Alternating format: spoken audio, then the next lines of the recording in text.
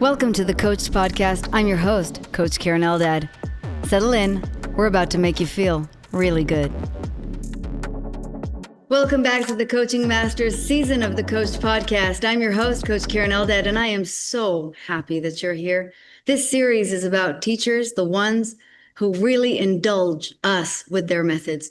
Our exploration here is multidisciplinary, as I'm sure you've already discerned, and ultimately aims to understand all kinds of teachers of integrity, to reveal what they do, how they do it, how they came to do it, and most importantly, why they do it.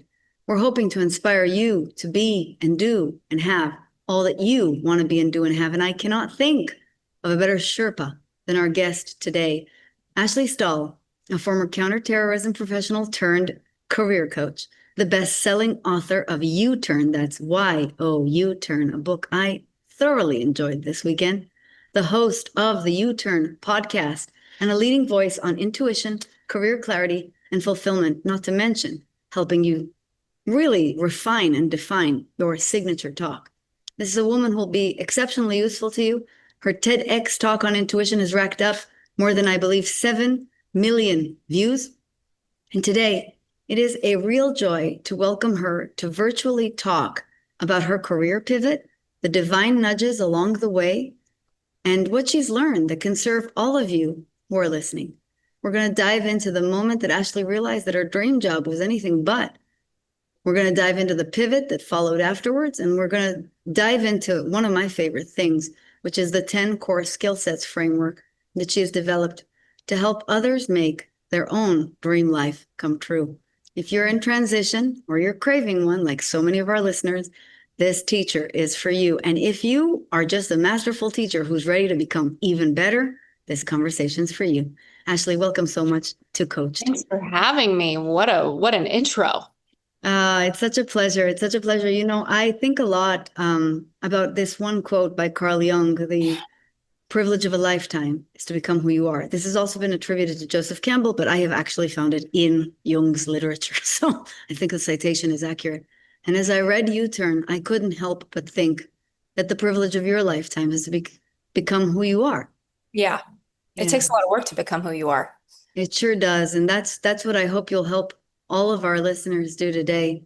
Let's begin at age 24, if you will, and dive into your life story. Of course, I want to talk about preschool too, but 24 is a good and organic place to talk about because that's when you land in a role that you landed in that starts to basically give you the data in your body and in your life, and that fuels your first big U-turn. Can you talk a little bit about that?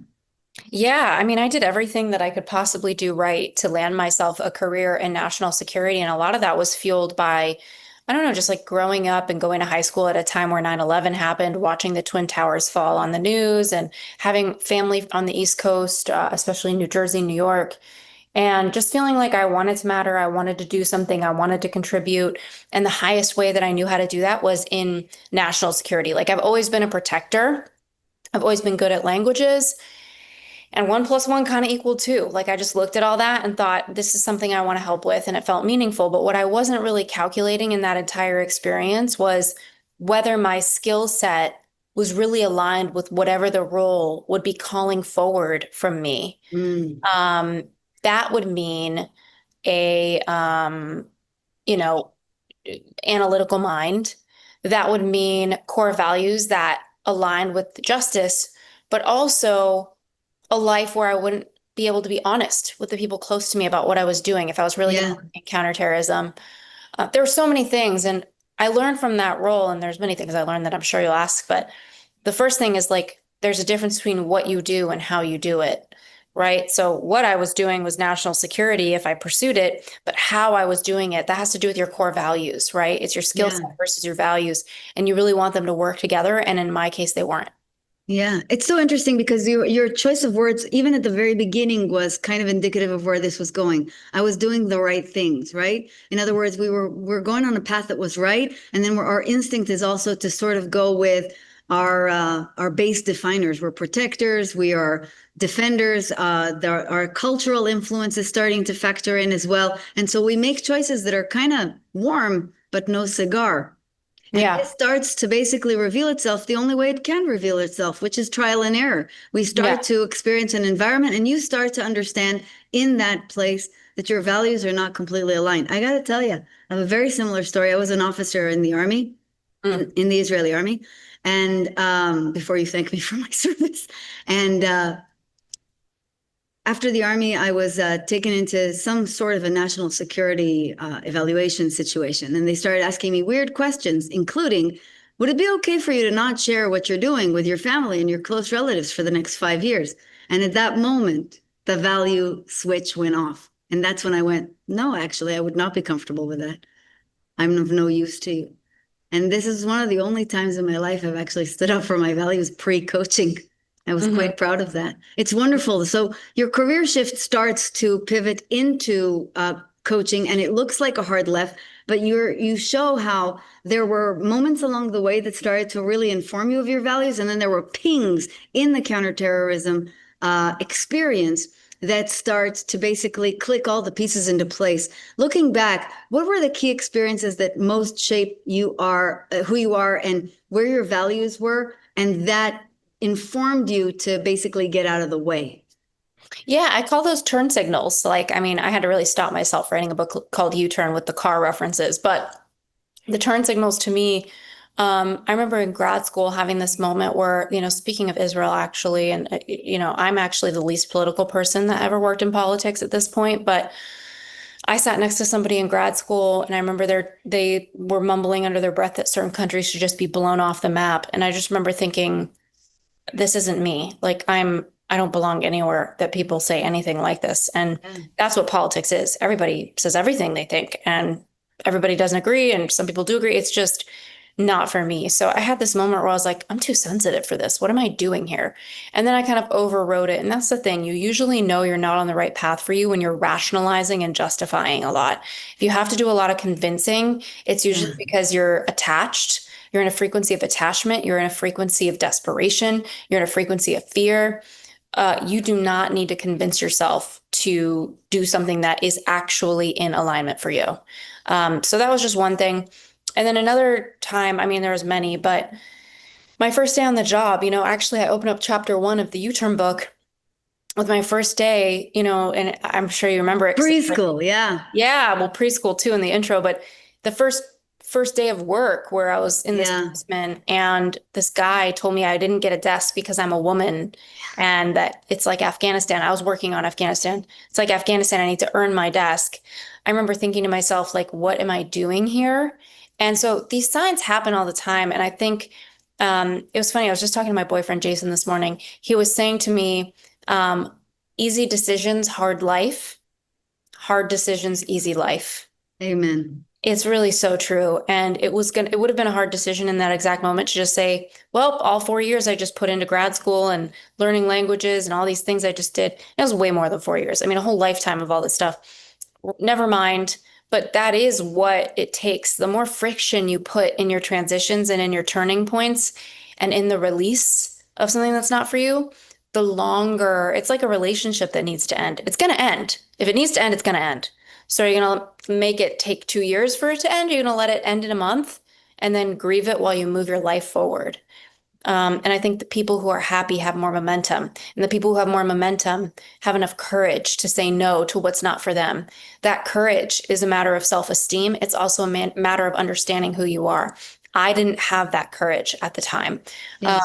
So yeah, and I can't think it was Dan Sullivan. He once said to me, fear is wetting your pants and courage is doing what you're supposed to do with wet pants. I always think of his quote. I love that he said that. So it's very Midwestern, very Dan Sullivan. yeah, I wet my pants, but I didn't really do what I needed to do with my wet pants, I guess. But all of it said, really, really impacted me to be somewhere that was out of alignment. And I think that's why so many of us don't feel well. It's really hard to be someone all day that you're not. It takes a toll. It's just inevitable. It sure does. On one of the last episodes, if not the last episode I listened to on your podcast, you had Arielle Ford on, and I Love her. I love her too. What a gentle soul. the first thing that you said was, I immediately related it to dating. If you, or dating or marriage, by the way, if you are making too much of an effort, this should be a signal that you're in the wrong place. And so we learn to do that. We don't have courage when we're young because we're still in serious trial and error phase, usually, generally. I'm sure there are some enlightened beings out there, but you took the time to really lean into the feelings. And as the feelings start to accumulate, you start to understand I'm in the wrong place. And slowly you take more and more turn signals that bring you into this alignment. I do want to mention that in preschool, you were asked, what are you going to be when you grow up? Which is something that people ask a lot of preschoolers. Your answer somehow later in hindsight is seen as an aberrant answer. And the second thing that you mentioned that also stood out to me a lot in U-Turn was the story of your 10-year-old birthday, which was a very, very big ping. These, I hope you'll explore a little bit more in depth because they begin to inform who we are without a direct correlation to who we become professionally, but they do inform our belief systems. Can you talk Yeah. a little bit to that as well? Yeah. I mean, I think at the end of the day, also my 10th birthday, I got luggage for my birthday from my dad. It was the first time I realized what money was. Every birthday he always gave me these lavish gifts. He spoiled me. And that year he couldn't afford to. And I didn't even know what the concept of not being able to afford something really was. I guess I was privileged enough to make it 10 years of life without understanding that. And so I got luggage for my birthday. It was like this red, this yellow, and this bright blue primary colors. And I remember thinking, like, luggage, like I'm 10 years old. And I remember my aunt used to say double digits, and she got me this really cool crayon set with markers and all these colors and glitters. And I was like so excited. I was such a creative. And then when I got this luggage, I just remember being like, what?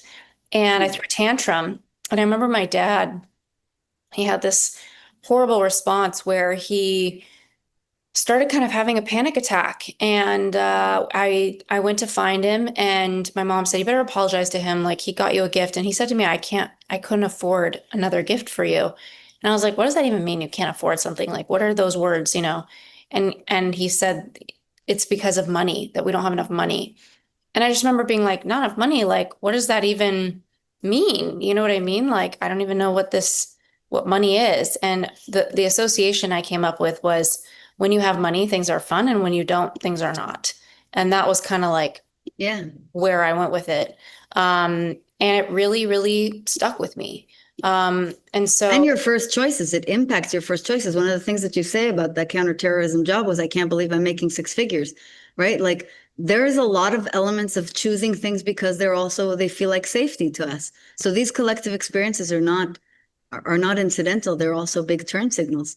yeah, yeah, yeah, exactly. And also just like I was lit up by these like creative gifts. Like I'm an artist inside, right? Like Yeah. my business now, Wise Whisper Agency, we're responsible for helping craft over 100 talks. A lot of those have landed on the TEDx channel. Most of those have gone viral, very viral. So it's like the artist inside of me, the writer inside of me has always been there.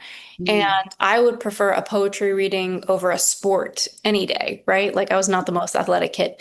And those signs were there. And so understanding that about yourself, I think that is the secret to happiness because when you're deciding to do things and you don't know yourself, your yeses aren't a real yes. And then you end up doing things you don't want to do. You end up spending your time being somebody you don't want to be. And all your time is eaten up by things you don't want to be doing. Versus if you're able to know yourself and say no and protect yourself from the things that you're not meant to be doing, there's so much more fulfillment to be had in how you spend your time and your life. Yeah, that's absolutely true. And so as you start to understand this, how does the coaching pivot occur? When does the coaching pivot occur, if you could share that? Yeah, so I ended up going crazy on my own job hunting journey. I got a list of alumni from my university. It had like the government department gave it to me. It was like 2,000 people that graduated and moved to DC, which to me means they're working for the government. So in order to get my job in DC, right out of grad school, I burnt through that list. I called every single person. So I was almost like in sales, uh, Yeah, I getting love this story. Yeah. meetings. Yeah.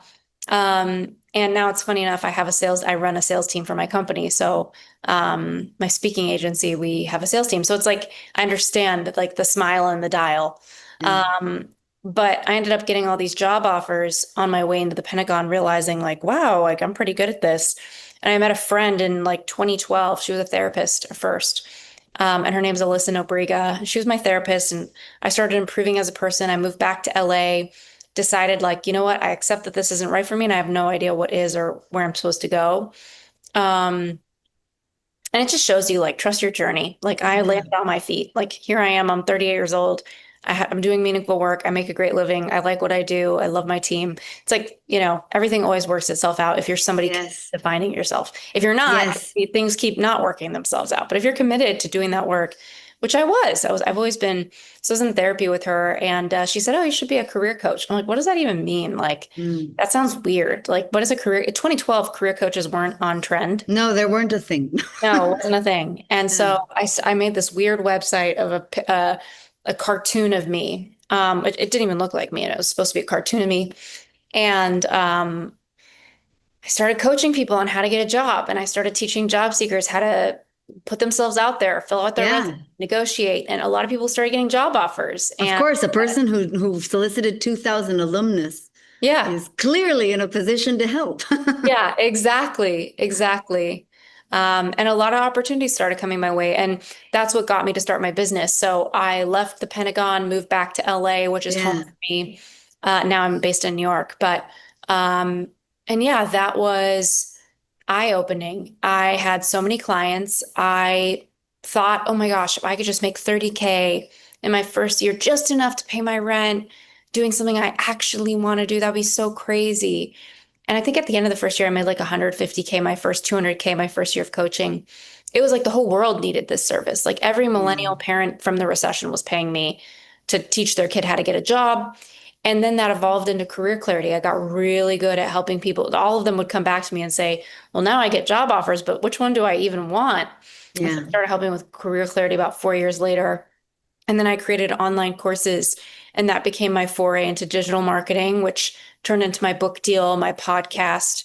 And then I actually let it all go. I stopped being a career coach, I want to say 4 years ago. Hmm. And I've only been running my agency, Wise Whisper, which is a full-on speaking agency. I love this because it's such a natural, such an organic revolution.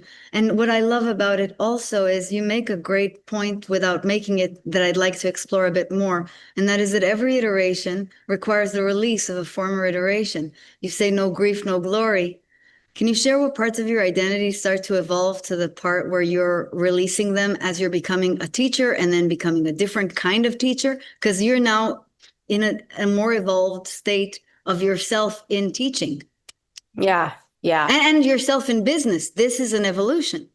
And every yeah, time we got to let go a little bit of the first thing, the first meat and potatoes that kind of paid our bills, right? yeah, yeah. Makes sense. Yeah, I think that a lot of I mean, grief is so interesting. I mean, even right now, if I look at my life, like I grew up my whole life in LA, my whole life. It's always been home. It's always been my transition portal. My parents' house has been like a sanctuary. It's not like the biggest house or the nicest house. It's just my parents' house. It's my comfortable spot. Whenever I was in a breakup, whenever my career wasn't working, whenever I need to get my tonsils out, health issues, go to your parents' house. And I'm so grateful that I had caretakers who loved me and that I loved and that I could spend time with. Now, my parents are selling their home and they're moving to Florida. And Mm. it's the right decision. My little brother lives down there. He's having a baby. I live in New Oh, York. The flight from, Palm Beach to New York is way easier than LA to New York. They're just kind of floating out there in LA. So all of it makes sense mentally. And my heart feels like it's the right choice, but there's deep sadness. Like I moved to New York and I thought to myself, well, I can always go home. I can always go back to that familiar place if this doesn't work. And that's what I've done time and time again. But that's not going to work anymore. I don't get to do that this time. yeah. And that is what life is sometimes you make good choices. And I'm so fascinated by the reality that like our chapters change and sometimes we don't get a heads up and we're just in a new chapter. And it could happen as fast as a day from now. We could wake up tomorrow and some big thing we could lose our job. New chapter. You can either That's right. walk into a new chapter or be forced into a new chapter. But Which do you prefer? Yes. quick, right? If you like a walk, a nice Yeah. walk, then Yeah. do your personal development because The people who aren't working on themselves, asking the deeper questions, tuning into their feelings, asking their feelings what they're trying to tell them, what the message is, right? If you have a health challenge, what is your health challenge trying to tell you about your Yeah. life, about you, about what your body needs from you? My dog right now, he had cataracts. He's only 5 years old. I got eye Puppy. surgery. Then he had complications. His other eye had to get a whole nother surgery. He's on a cone right now. Oh, What is this trying to tell me, like, about how I take care of him? Like, I take really good care of it. What do I need to do better? And now I'm starting to look at how to supplement. So even my own dog's body, I'm allowing to be a messenger for me. I'm doing personal development with myself on my dog. Like, there's so much work you can be doing. And I think in addition to that is, every new version of who you're going to be is going to have a new identity with it. And there is nothing I've seen stronger than somebody's desire to self-identify. Like, identity is such a powerful mechanism that people want to bond to and stick with. yeah. And I found that a lot of people like to have it. It makes them feel safe. Yeah. So even right now, if you're listening to this podcast, fill in the blank. I'm the one who. Fill in the blank. Yeah. I'm the one who. Who are you? Most people don't know much past their favorite food, their favorite music, the kind of friends they have. Um, and these are all identity things. Yeah. And so it's incredibly important that you get a sense of your identity. Your And identity. Yes. yeah, yeah, And your exquisitely shaped passions as yeah, well. yeah. My send love to your doggy. Thank you, my little boy, my He's a friend. baby boy and he's going to be great because he has a wonderful mommy. Thank you. And they are great teachers. All of life is a great teacher. And the experience of grief is the only thing that truly, unfortunately, allows us to shed a former identity and step into a new identity. And the best way that I found is to find passion and to get clearer and clearer on your passion, which is where the evolution begins. Your concept of finding career clarity, being less about finding a passion and more about honoring who you are, is really why I reached for that Carl Jung visceral understanding of the privilege of a lifetime is becoming who you authentically are. And Yeah. I pinged with it the most in an exquisitely titled chapter. Don't do what you love, do what you are. Yeah. This put me, of course, in mind of Gay Hendricks' zone of genius in The Big Leap, of Mhm. the Harvard dark horse story, the big study. I've mentioned both of these several times on this podcast. How have you come to see the graduation of identity through those rungs I as also, getting clearer and clearer of what you are? yeah, because that's the thing. Identity is something you need to question. Like, the reality is you get to choose who you want to be. And there is something in a lot of people that believes that they just are who they are. And there's some truth in, like, your core facets of, I've always been a more creative person than a sporty person, right? So those things are built. I came with those and my batteries included, right? But you do need Hmm. to know what identity you're telling yourself you have so that you can start to ask yourself, is that the identity you want to hold, you want to keep? And what identity do you need to be to have the things you want, right? I'm scaling my business right now. The question of, like, what kind of leader do I need to be to have this business at scale? There's a list of personality traits and abilities that are not on my current list of who I'm being today. Who I'm being today is a lifestyle entrepreneur. I work 5 hours a day, maybe four. I have time to walk my dog in the morning. I don't sleep in, but I don't wake up early. And these are all facets of my identity right now. If I look at what I really want, this goal is for my business to double, triple. And it can do that. I have the team to do it. I have the ads to do it. I have everything to do it. But what I don't have yet is the identity. And I'm working on it. I'm choosing it. And it's hard.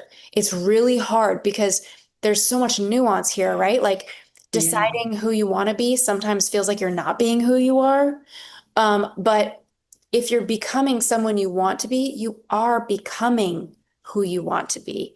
So Yes. there's so much nuance in that, because people could say, oh, well, that's not really me to push this hard, so I'm not going to do it.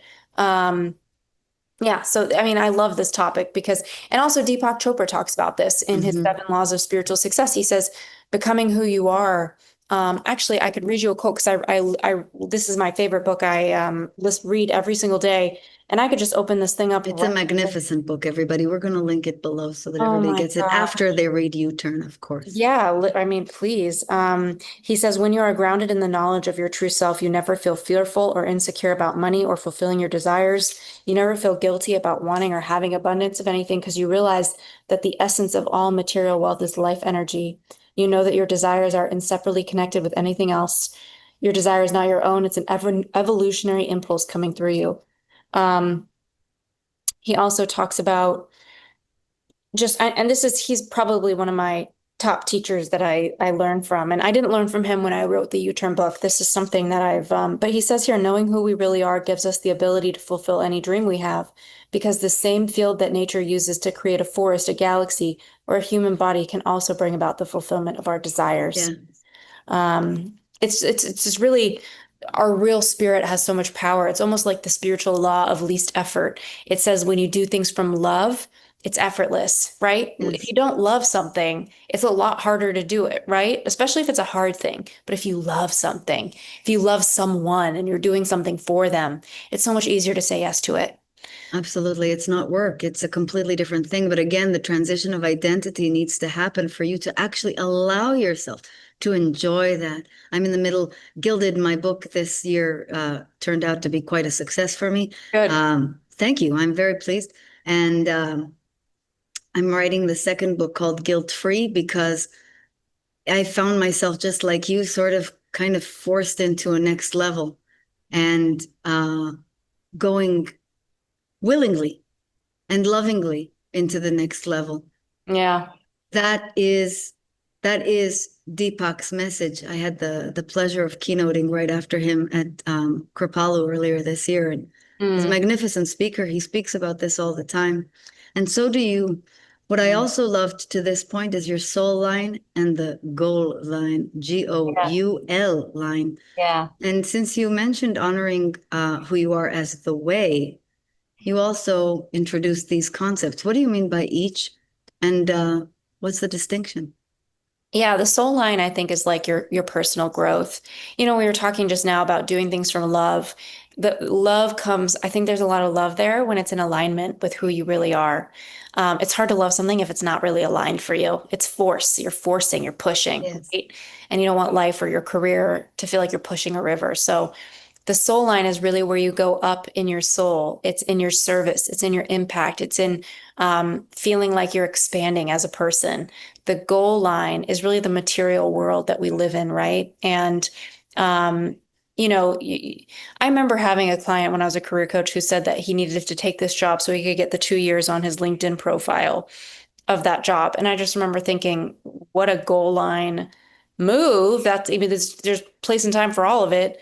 But his soul was like really dying at it. And it was like, what, 2 years is a really long piece of your career to be doing something you hate, Yeah. just so that it shows up on a piece of paper or a LinkedIn profile.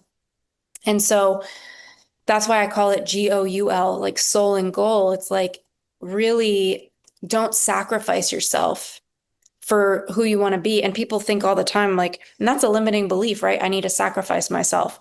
No, there's somebody that's doing it in a way that you would like to do it and getting the results they want because that's how they decided this was going to go. And Yeah. so it's almost like that same question of who do you need to be to reach that goal in a way that feels good? Who are people out there doing it in the way that you would want it to be done? Whose energy feels in alignment? Who feels good? Because sometimes we think we need to manifest something, we need to make something happen. The reality is there's somebody on a different timeline. They're moving quicker than you and they're in a different world than you. Like their results, their work, their output, their opportunities are on a higher vibrational scale than the ones you have. Yeah. And it's because there's something going on in their identity and their belief system that told them, like, this is where I'm headed, right? And obviously, That luck and grace is involved too. what I love about what you're doing though is you are saving people time. You are actually shortening their period of time to get to their goal. Your ascent is quite fast. I spent until I was your age actually an enormous amount of time on 2 years, and it's going to get me the credibility that I need on LinkedIn mode. So Yay for you. Saved yourself a decade. And yay for anybody listening. You don't actually need to do these things that compromise your soul. I call them Faustian bargains. Of course, a deal with the devil. You are betraying yourself ultimately. And so hopefully you can start to do that. However, what Ashley is saying is correct. You must align your identity and your belief system to it. And if it's taking you longer, that means your belief system is just not there. And that's Yeah. okay. That's okay. Sometimes the fastest way to get anywhere is slowly. And that's fine too, which brings me to another concept I loved, which is the 3 lily pads. Part of your Yeah. methodology is mapping the career evolution Yeah. across what you call the 3 lily pads: find, gift, and dharma or flow. Can you make the trajectory concrete for listeners by showing Yeah. how those pads also played out in your journey? Now that Yeah. they know some of your journey? Yeah, for sure. I think that careers have your experience of your career really happens on 3 lily pads. The first one is I think where a lot of people are, where they're doing something to get by, like they pay their bills, they're fine. Some people who say they're fine, they're just not in touch with their pain. Other people are actually fine. Like you get to decide what that means for you, right? In your world. But a lot of people are just getting by to get by, and it's fine. It's fine to be fine. If that's what works. And people just stay there on that lily pad their whole life. Other people, I think the people who come to read my book, they want more. They are not just fine. They want to know what their gift is. They want to move up on the soul line.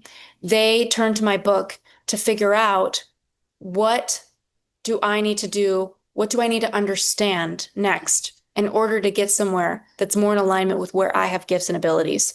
And that's where they move into gift, second lily pad. Yes. Exactly, is your gift. That's what the U-turn book is really all about, is helping you understand what is your gift? What is the skill set that you use that is so obvious to you, but it's actually a gift that you have, and something that can make such a positive impact for the people around you.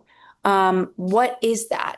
And can you start to create a reality around you where even if you have a job right now you don't like, you can start initiating product projects and offering your boss to do things that align with that gift. If you're an entrepreneur, can you create products or services? Maybe you have a hero product or a hero service, Mm-hmm. and you can't just like pivot on over and throw it away, but maybe you can create something else that allows you to kind of craft and move into that area of your gift.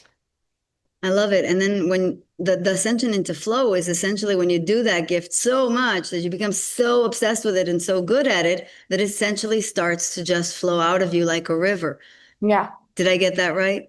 Yeah. I also Very zone of think genius. yeah, it's like a zone of genius, and then life kind of becomes this current Yeah. of opportunity where if you've ever managed a team, whether you're in corporate or you own a business, you know what top performers look like because everything's better because they're there. And there's all sorts of research and articles out there about how top performers are punished with more work thrown at them, and they're the most burnt out people because people see how good they are and they're like, I need more of this. And so I think in regards to being on this lily pad of knowing your gift, you've seen people who are in their gift. You've seen, and what happens to gifted people? They get opportunities. People like, oh, Absolutely. really good Because at it's undeniable. It's just undeniable. Yes. Yep, exactly. So what happens is you get opportunities and your quality of life, your quality of career, your quality of your next step is tied to your yeses and your nos. So you become a filter for what works for you. Yeah. And that's what your job is when you're in your gift, is to filter your opportunities, because some of the worst time sucks are actually disguised as very exciting opportunities that are Hmm. great and great opportunities, but they're not for you. So you need to do a good job on filtering and really being in that alignment. Here comes another wonderful term that has come up again and again in this series, which is ultimately about mastery, and that is discernment. And to this end, Ashley, another thing I just loved was the distinction so that you can become a good discerner, a good filterer between instinct and intuition, which I think all too many people confound. Can Yeah. you can you share the distinction and perhaps even your 3-step micro practice to help people feel for instinct and feel for intuition? Yeah. Yeah. I mean, instincts are animalistic, Yeah. a lot of babies are born in nature and the mom just knows what to do, Yeah. and that's crazy when you think about it, right? Insane. It's insane. You don't have to think about breathing. Your body knows to breathe. I had a friend, she works in a psych ward, one of my oldest friends, and she assesses people for if they are criminally like classified as insane because the court system, maybe they murdered somebody and they claim insanity as their plea. Her job is to assess if they're insane, Hmm. legally. That's an awesome And job. it's a crazy job, yeah, pun not intended. But she walks into these places, and she got the goosebumps recently from the chills when she walked in. And her supervisor said, "Oh, that's your instincts. Like you knew that this person was psychotic. Like your Hmm. body picked up on that." In the same way that when tsunamis come, animals run the other way. That's Yeah. instincts, right? Your, We don't. We just stay there waiting to die. we You just say hang that out, in your right? book, which I was like, very funny. Yeah. Yeah, yeah, we don't. I forgot that I said that. You That's said funny. that, and I was like, didn't anybody notice that all the animals were going inland? Yeah, yeah, that's so funny. I didn't even think about how I do that. But yeah, I mean, at the end of the day, Yeah. that's your instincts. It's autopiloted. Your intuition is a voice. And that's why my business is called Wise Whisper, because I always Hmm. hear wise whispers. And the problem is that some people hear fear and they think it's their intuition, but your intuition is quiet, it's absolute, it's not aggressive, it's not mean. And so it sounds like this is good for me, this isn't good for me. And that's really it. And the best way to do that is to just slow down and listen to those wise whispers. An excellent, excellent distinction. All right, we'll get to the point I think that everybody's just been waiting for, which is the core skill sets. You don't have to share all of them because I definitely think that these are worth the price of the book alone. Oh, thank you. But I just love them. I want to talk about two or three skill sets that will tend to predict strong teachers that people want to look for. And also because I talk about charlatanism and stark contrast to mastery, I'd love to talk about the skill sets that masquerade as teaching but belong elsewhere. Mm. Yeah, there's so many things. Core skill sets, I think everybody has a primary core skill set. And kind of what I was saying at the beginning of our convo, there's what you do, there's how you do it. What you do is your skill set, how you do it is your values, right? Your values are a filter. So let's say there's 20 jobs that come your way, 20 opportunities, they're all in alignment with your skill set. Well, some of them probably aren't in alignment with your values. So you're able to sift through those based on what you value and I think your core values are your key ingredients to your life and the principles by which you live, right? So your core skill set is really the starting point. And I list 10 in the book. I imagine if I read the book, there'd probably be 12 by this point. I can't even think of what the other two would be, but I really sat down with it and was like, I think there's more here. But I really let the book meet me where I was as a practitioner who had helped like 7,000 people in my courses and probably 400 or 500 people I coach one-on-one. This was kind of as far as I was able to get with what I found. The one core skill set includes a service. These are the helpers, customer support, humanitarians. Another Mm. core skill set is words. That's mine. These are the people who make art of their words. An important question to ask yourself, regardless of your core skill set, is am I an introvert or an extrovert? Because Mhm. as a words person, I'm actually more introverted than people realize. What that looks like is I'd rather be behind my laptop writing than on a stage talking to Yes. people. So just like core values are a filter, your energy levels are a filter, right? Yes, and they connect to each other. There's such a fun part to say everything sort of plays together and then forms your unique way of expression. Yes, absolutely. It's so true. It's so, Yeah, so true. So yeah, core skill set. Another one is numbers, right? Our number crunchers, yeah, what they at. A fourth one, coordination. yeah. These are the people who are very detail oriented. They're operations people. My head of operations at my company, Megan, is like a godsend, and I can't do anything like what she could do. It's truly impressive. Um, I'm trying to think what else there is. It's a Gosh, real gift. Megan, if you're looking for a job, no, just I kidding. know. Oh Just my kidding. gosh. I mean, Who honestly, doesn't need an epic, epic director of operations? We love ours, Lee. I mean, She's changed my life. yeah, yeah, yeah. But It's yes, you're absolutely right. So let's just talk about this in fine tuning. The gift of service, the gift of helping is just a natural teaching asset, but you've got to ask yourself where exactly is that directed and in what configuration? The gift of gab, the gift of wordsmithing. I mean, some of us are absolute entertainers, some of us are writers, we're methodical. these are aligned for two different things, and both are uplifting, both are exceptional. You just have to find the one that is truly your jam, so you move into the real mastery that is available to you.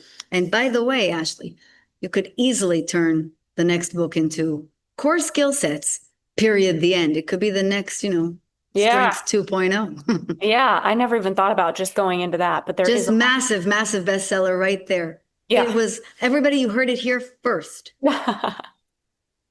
I appreciate that idea. I actually think that makes a lot of sense. Yeah. My next book will probably be how to write the best speech of your life because everybody that's going viral over at Wise Whisper keeps asking, and I haven't done it because I just don't have the time right now for it, or I don't want Yeah. the time yet. Um, but yeah.